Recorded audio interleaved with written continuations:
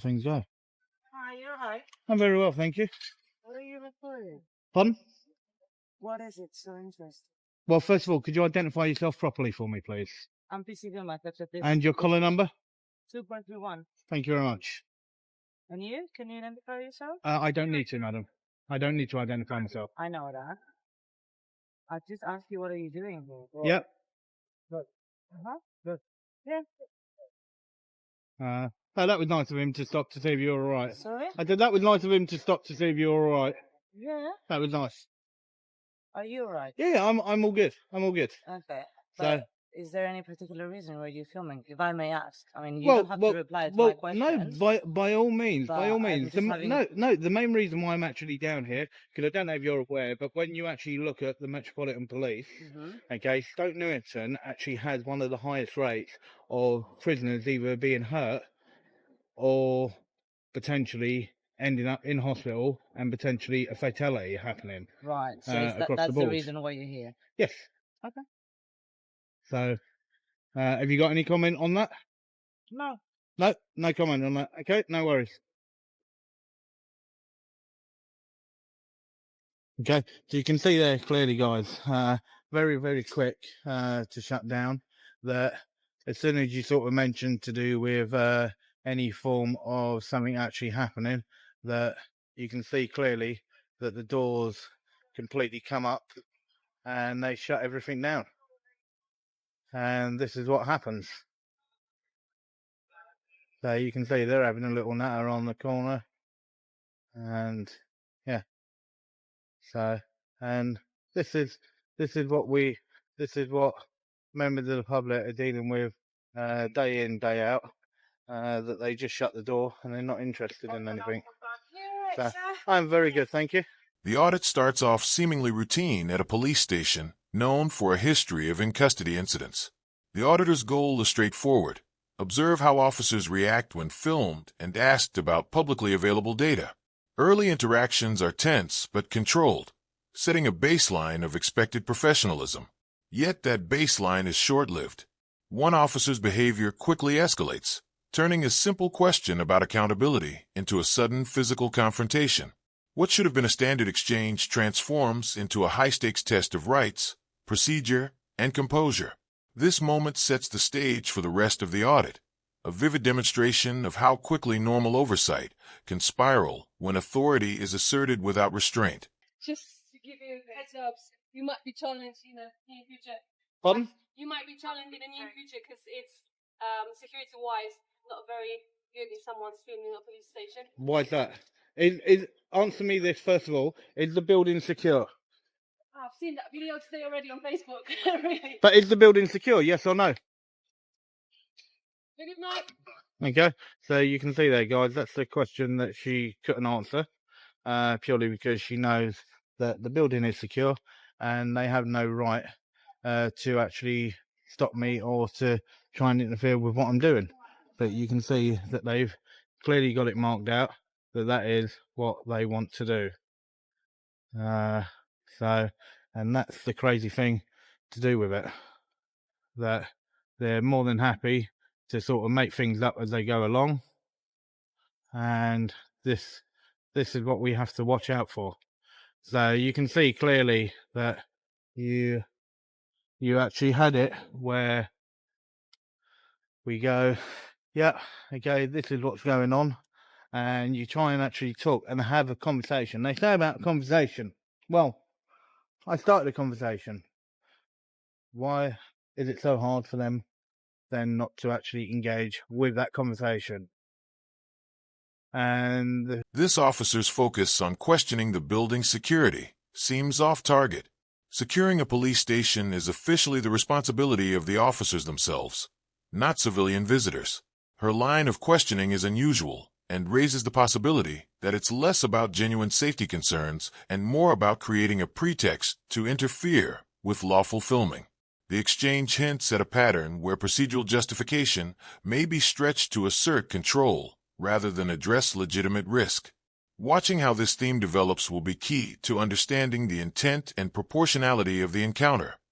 And the actual answer to that is because it's being covered up, and they're not interested in what the public do, and they just want to do what they're out there to do and nothing more. And this is what is so hard when you look across the board at what is going on, that they can act in the manner, they can do things in the manner, and it's just wrong. It's so wrong in so many ways, that that's the way that they operate.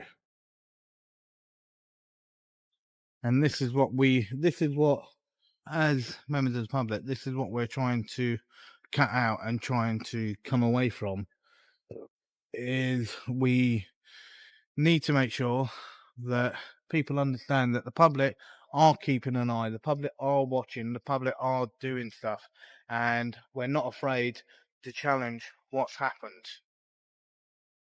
And if we don't challenge it, then they just do whatever they want and they get away with whatever they want. And this is what we have to stop, and this is what we have to really, really go for. So yeah. So let's just see what happens and how things go.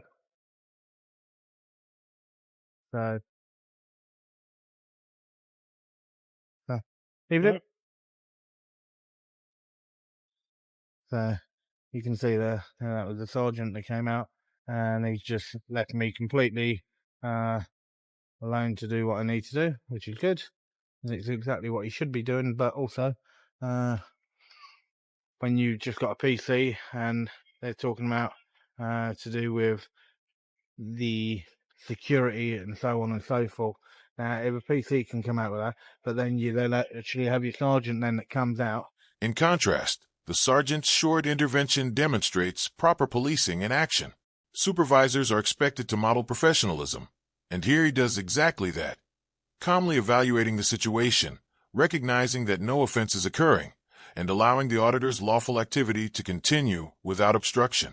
This measured approach exemplifies proportionate and accountable policing.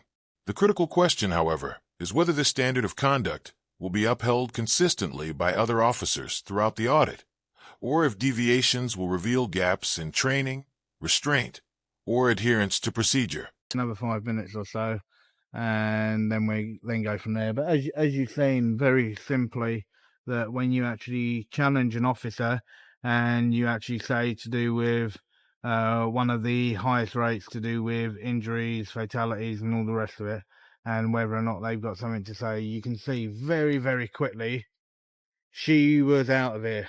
She was absolutely off. And this is what the problem is. When you've got the police and they're like this, and you're trying to actually, they say about, yeah, let's talk. Okay, fine. I'm asking a question. Do we ever get an answer? No, we don't. Why do we not? Because they don't see us as anything. All what we are to the majority of them is just a stat. Nothing more than a stat. And you can see, so you got all those vehicles there again. Vehicle parked on the pavement, okay, blocking the actual route. There were loads of vehicles out on the main road as well. So there's nothing sort of marked along there as police, and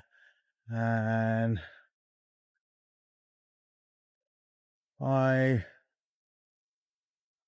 think that might be a part of their building. I believe it is. And the auditor highlights an important issue regarding transparency and public engagement.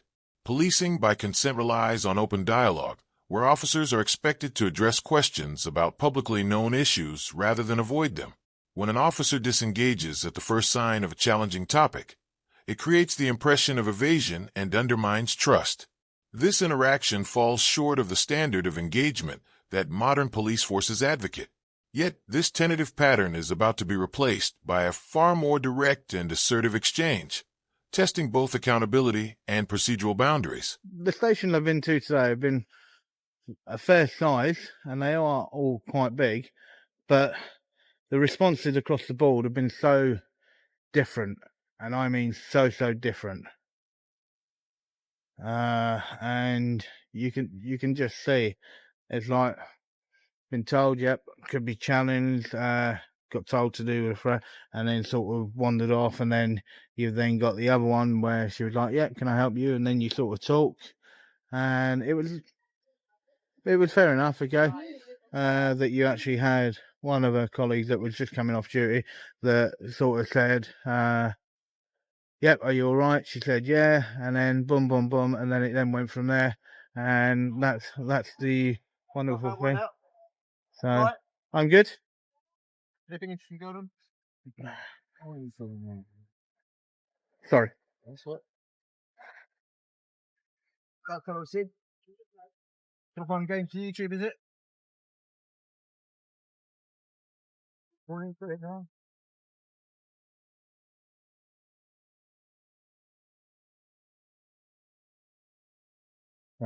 And you got a van coming in as well. You alright, mate? You alright, mate? I'm good, thank you.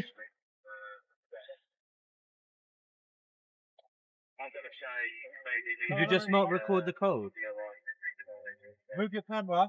Mate, we're trying to record the code here. I'm not trying to record the code. But you're going to... The auditor points out a clear inconsistency in how officers have responded throughout his day. Consistent, professional conduct is essential for building public trust, yet he has encountered a spectrum of behavior, from courteous disinterest to aggressive questioning. This variability underscores a possible gap in standardized training for public interactions, which can easily set the stage for misunderstandings or conflict. As the audit continues, the arrival of a police van signals a sharp shift in tone, preparing the scene for a dramatic escalation that tests both procedure and restraint. We put it in now. Well, you don't know what I'm capturing. No, I don't have to do anything, sir. Don't tell me to do something, sir.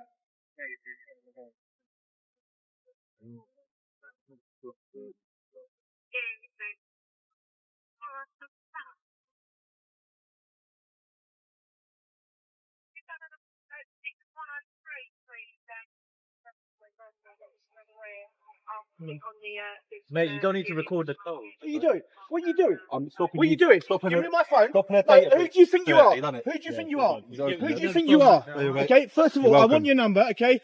What is it? 3483. Okay? Honestly, you're an absolute fuck. Come No, away from the gate. don't touch Come me. away from the gate. Do not You're touch me. entering, Do not touch me.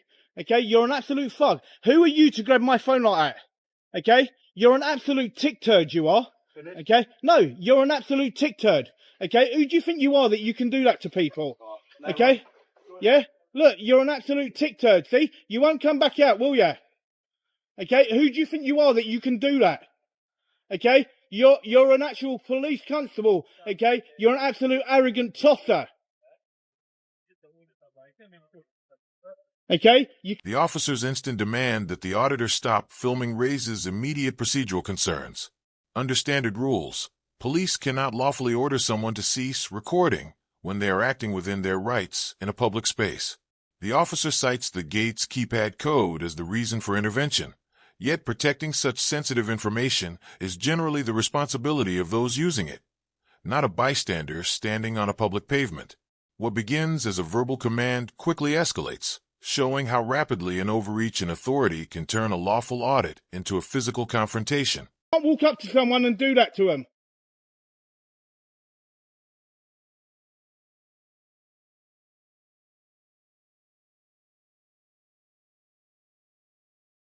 Okay, what an absolute tick turd.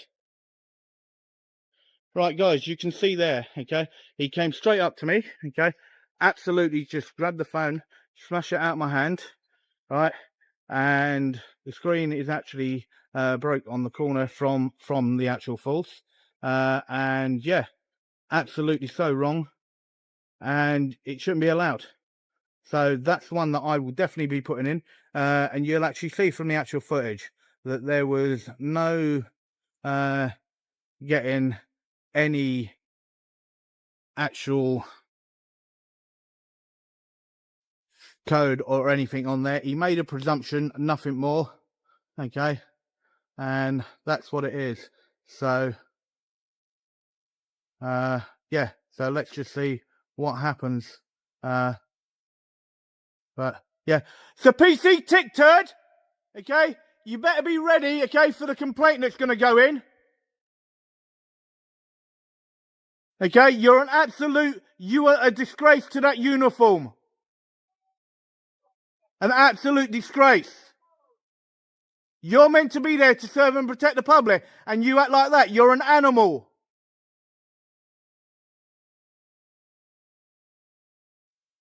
Okay, you are an absolute animal.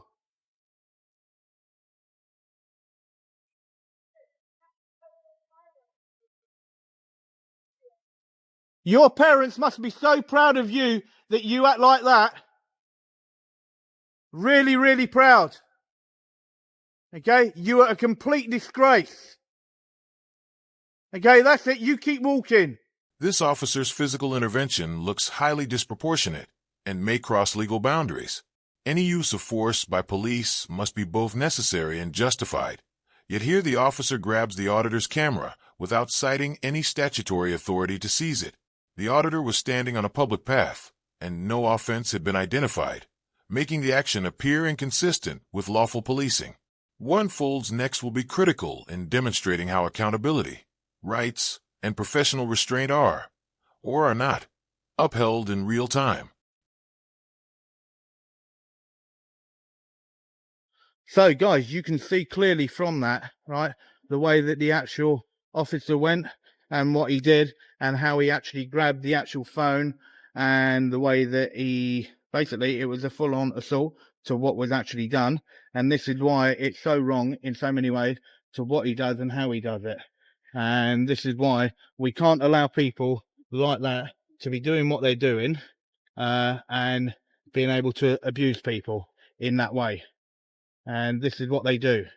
This is what they do. Okay, they completely 110% completely abuse. Now you got this one here just turned up, and yeah, really sort of, yeah, it must be that time where everybody just wants to abuse everybody, and this is what goes on. So you've got that officer down there. Okay, that's the actual tick turd there that actually grabbed the phone. So, and yeah, that's definitely one where it will definitely be going in, because there's no way should any officer at all ever be doing anything like that. It is their responsibility. Okay, if they have an open keypad, right, it is their responsibility. What happens when you go to a cash point? Okay, you're always told cover up your pin, cover up your pin. The exact same thing. It is their responsibility to cover that PIN number. It is not the public. If they decide that they want to enter it in while you have a member of the public there, then that is down to them. That is completely 110% down to them. And this is why it is an absolute disgrace by the way and what they've done and how they done it. And we cannot allow anything such as that to actually happen. The auditor's observation on operational security is valid. Officers do have a duty to safeguard sensitive police information, but responsibility for protecting something like a keypad code primarily rests with the person using it. Much like at a cash machine, resorting to physical force against a bystander is an extreme and legally questionable response, particularly when a simple barrier or positioning could have prevented the information from being seen. This highlights how disproportionate tactics can escalate a situation unnecessarily, rather than relying on measured, appropriate measures. Got a little bit too close. Worst thing getting that close.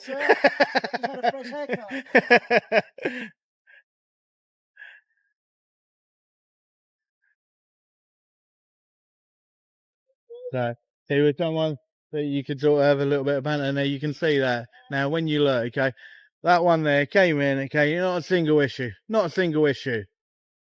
Okay, but then you look at the other one down the end, and you look at his actual thug that he actually had with him. Yeah, absolute embarrassment. So, and the complaints will be going in about them, because how you can actually allow your colleague to actually do that and actually break the law in the way that they did, right? He also had an obligation, and he failed as an officer in his duty. He failed as an officer in his duty. This is why it's so crazy. We can't allow thugs to do what they're doing and how they're doing it.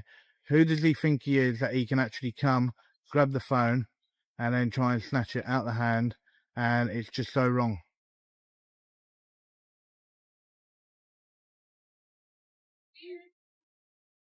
So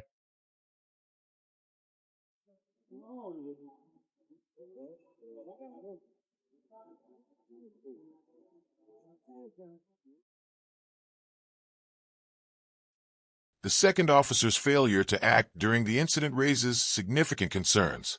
A fundamental principle of policing is that officers have a duty to intervene or report misconduct by colleagues. Here, the officer witnessed physical contact being made but took no steps to challenge, de-escalate, or document the behavior. Such an action can itself fall short of the professional and ethical standards expected of a constable, undermining accountability and public trust in the force.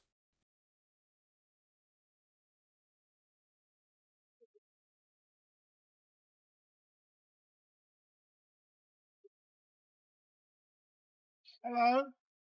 hello? All right. I'm good, thank you. How you doing? Pardon? How are you doing? I'm doing very well, thank you, sir. You know what's going on with the video? Pardon? I can't hear you. Yep. Well, first of all, could you identify yourself for me, please, sir? Please. Okay, and what's your shoulder number, please?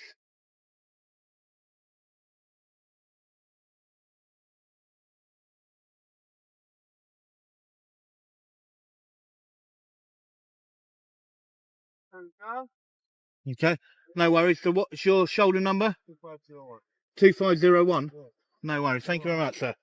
Everything good? Everything's all good, mate. Everything's all good, okay? Apart from one of your officers just assaulting me. Yes. When? And about 5 minutes ago, and it's all on the camera. Oh, okay. Okay. So, and basically I was waiting for somebody to actually get me the duty inspector. They're going to get it for you. Yeah, well, that's what I'm waiting for. Yeah. Oh, right. Okay. Sorry then, yeah? Yeah. Oh, right. This footage offers 3 key lessons. First, it exposes the stark contrast between professional and unprofessional behavior within the same police force. Second, it demonstrates how quickly situations can escalate when an officer appears to use force without lawful justification. Third, it underscores the critical responsibility of colleagues to intervene or report when witnessing potential misconduct. What consequences do you think should follow for the officer who grabbed the camera? Share your thoughts in the comments below. If you want to follow how this complaint unfolds, make sure to subscribe.